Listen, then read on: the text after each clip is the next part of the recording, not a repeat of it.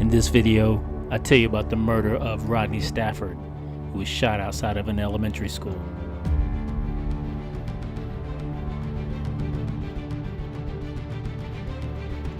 Then I take you to the crime scene.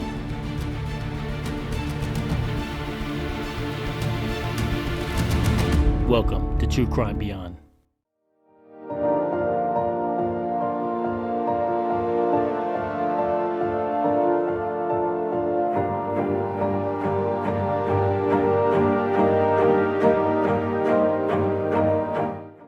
Now, police are investigating a deadly shooting that happened right outside an elementary school in southwest Atlanta. On October 23, 2015, Atlanta police responded to the corner of Welch Street and Mary Street in southwest Atlanta to discover the body of a 25-year-old Rodney Stafford. Surveillance cameras in the area captured the victim, Stafford, walking near the intersection when he was shot and killed by an unknown gunman. A witness gave police a key piece of evidence when she provided investigators with a vehicle description and a parcel tag number. Detectives were able to connect that vehicle to 26-year-old D'Amico Jones. Jones and Stafford both sold drugs in the Pittsburg neighborhood in southwest Atlanta. As the investigation progressed, detectives were able to also link 28-year-old Todd Richardson to the crime through a series of text messages they obtained. Soon after Richardson was released from prison for a previous crime, Jones began talking with him about robbing or extorting money from Stafford. On October 22nd, Jones and Richardson looked for Stafford throughout the Pittsburg neighborhood, but they failed to locate him. The next morning, Jones drove his fiance's black Chrysler 200 and picked up Richardson. Soon after, they saw Stafford walking with a friend. According to Richardson, Jones gave him a handgun and told him to go ahead, go put in some work. A witness who had seen Jones casing the neighborhood in his fiance's car observed Richardson emerge from the car and walk towards Stafford and his friend with the gun. Richardson engaged in a gunfight with Stafford, during which Stafford was fatally shot in the head. Richardson fled the crime scene while talking on his cell phone. Jones drove Richardson to his cousin's house and then returned to the crime scene, where he was identified by a witness. Police later took Jones into custody and interviewed the defendant about the murder. Jones admitted he drove Richardson to a destination near the crime scene, but denied that he knew anything about the murder. Richardson eventually confessed that Jones had hired him to rob or kill Stafford. Jurors returned verdicts against the 26-year-old D'Amico Jones upon charges of felony murder, possession of a firearm during the commission of a crime, aggravated assault with a deadly weapon, and related charges. He was sentenced to life without parole plus 10 years. Richardson pled guilty in September of 2016 to voluntary manslaughter, aggravated assault, and weapons charges. What's interesting and unique about this case is not only that we have one drug dealer essentially hunting down another, trying to eliminate him, but the fact that the crime took place across the street from an elementary school in a neighborhood in broad daylight during school hours.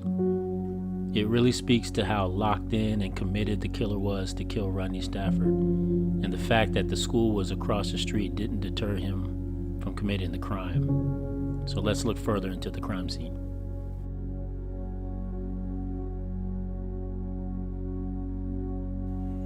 Okay, so as we drill down into the crime scene, the first thing we notice is that it takes place in Atlanta, Georgia. And not only just in Atlanta, Georgia, in this southwest quadrant of the city, southwest Atlanta. And as we drill down into the crime scene, the first thing I want to just draw your attention to is kind of where it is in context of some landmarks. Over here we have what's formerly Turner Field, and this over here on the other side of Turner Field is where Fulton County Stadium, where it used to be. These are the two stadiums that the Braves played in.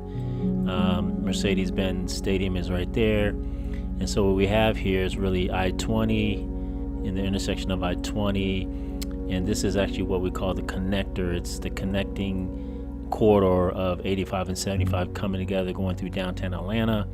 So it's called the connector 85-75, and so to the west of 85 and to the south of 20 is this neighborhood called the Pittsburg neighborhood. And this is Mechanicsville up here, kind of in that corner and to the southwest of Mechanicsville is this neighborhood called Pittsburg. And you see kind of from a bird's eye view, there's a lot going on in here.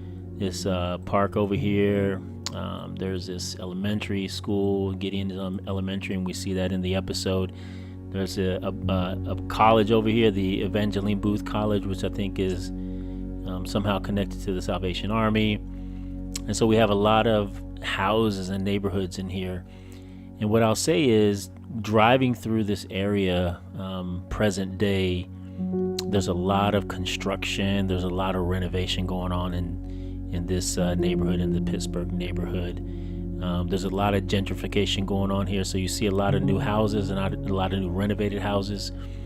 And so this is really kind of an up-and-coming area of southwest Atlanta when you go there present day. And so as we drill into the crime scene, we see this is really where the crime took place, at this intersection of Mary and Welch.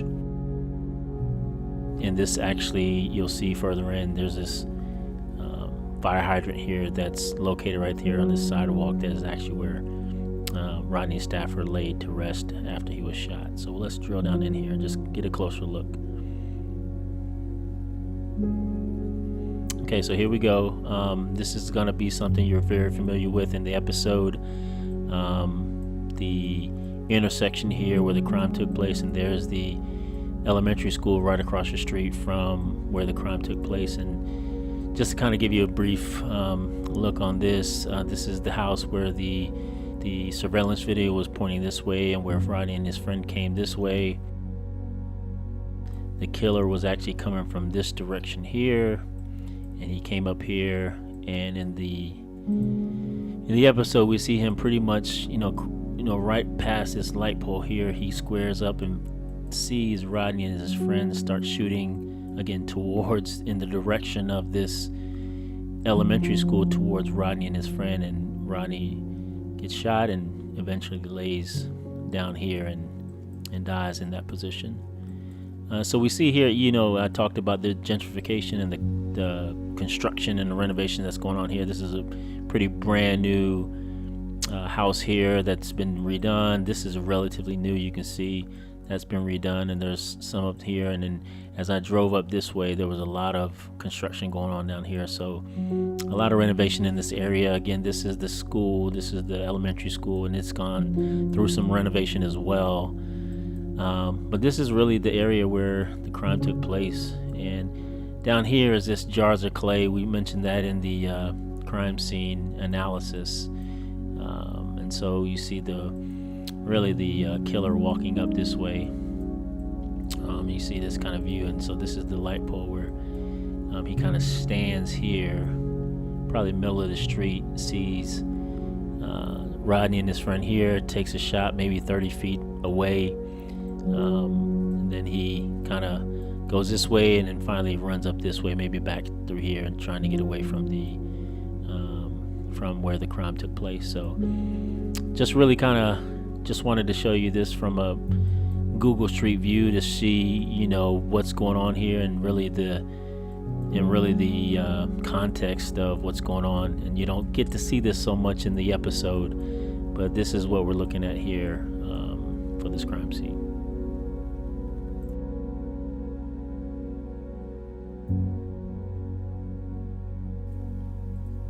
So as we're walking down the street here, we're actually approaching the intersection where the crime took place.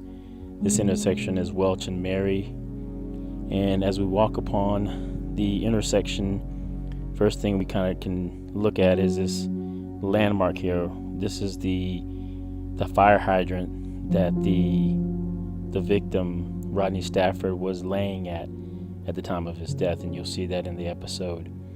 What's interesting about that fire hydrant is that it's in the middle of the sidewalk. It's not on the grass or anything like that. It's in the middle of the sidewalk, so it's very unique in that aspect. And so that's really a good indicator of the landmark there. And you see down the street right here in the episode, you see there's actually a camera in here that looks this way. And in the episode, the CCTV footage shows Rodney Stafford and his friend walking down in this direction here towards this intersection.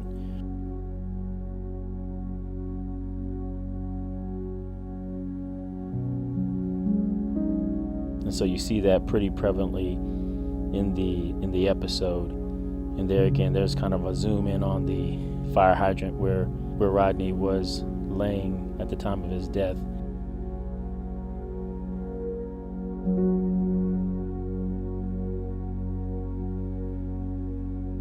And this street right here, this is where the killer was actually walking up and saw Rodney and his friend over on this side. And so there's actually if we look a little closer here, we'll see it on the side, but this is where he was at when he was walking up, and we see him stop, look, and he kind of positions himself about middle of the street.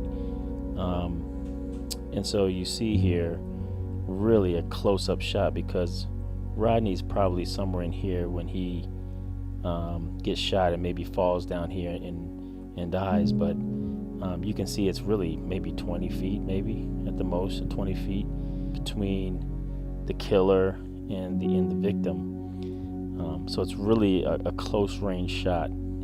So there wasn't really much for Rodney to do as the killer approached him at that intersection. But right over here is where we see the if we were to zoom in, we would see the camera that saw all this take place on this side of the street, where the killer squared up and took his shot. And the other thing that was in the episode is we notice here, this is the school that they talk about, Gideon Elementary. There's a lot of changes here because it's gone under renovation over the past few years since the murder. This gate wasn't here originally in the crime scene video, but as you can see, it's literally right across the street from this intersection, catty-cornered, if you will. And so, very close proximity to the murder scene and very close proximity to where the shots were coming from, because the shots were going this way. The killer was over here shooting this way in the direction of the elementary school, in the direction of potentially kids outside playing on the playground. And so the episode made a lot about how careless this person was in terms of wanting to kill the victim at the expense of maybe injuring some kids at the elementary. So as we look down this street, this is actually going south from the intersection where the crime took place. And if you see off in the distance, this is what's called the Jars of Clay Outreach Ministry, and it's in the episode, it's the place where D'Amico Jones was telling the officers where he was dropping the guy off, the guy that ultimately did the murder. He had mentioned he was dropping him off there. And as we see, it's just right down the street where he would have dropped him off, where the guy was just probably walking up the street, and then we see him actually commit the murder. This is literally right down the street from the intersection. This is coming back up. This is actually coming back up the street from Jars of Clay Outreach Ministry, and this is the walking up towards the place where Rodney Stafford laid after he was killed and gunned down. He laid right here, but this is just kind of an image of where that is at. And as we look over, again, the killer was probably standing right here in the middle of the street, maybe a little bit further back, but as you can see, it's really point blank range where we're talking about, where he takes the shot to ultimately kill Rodney. So this angle is really to give you an idea of the point of view of Rodney and his friend walking down this street towards this intersection. Again, there's our landmark. And so this would be them walking towards here, seeing this guy walking up, squaring up, and shooting in their direction, just to give you an idea how close everything is there. Again, they'd be walking this way. And this is really just a shot from the other side. The Rodney and his friend would be walking down this sidewalk here. The killer would be right here, walking up, probably a little bit further back, but right here, shooting this way. And of course, shooting towards Rodney and his friend, but also towards this elementary school that's in the background here. And again, the surveillance camera's right here, so that's getting that shot of Rodney and his friend walking down that way, and we see the ever-present fire hydrant there. This is just really an image of the side of the building, the side of the house where the surveillance camera was at, pointing this way, looking at the killer walking up the street. And again, just an image of that going up, walking up to the intersection. And finally, this is just an image across the street and kind of an image of where the surveillance camera would have been looking at the killer in this direction here.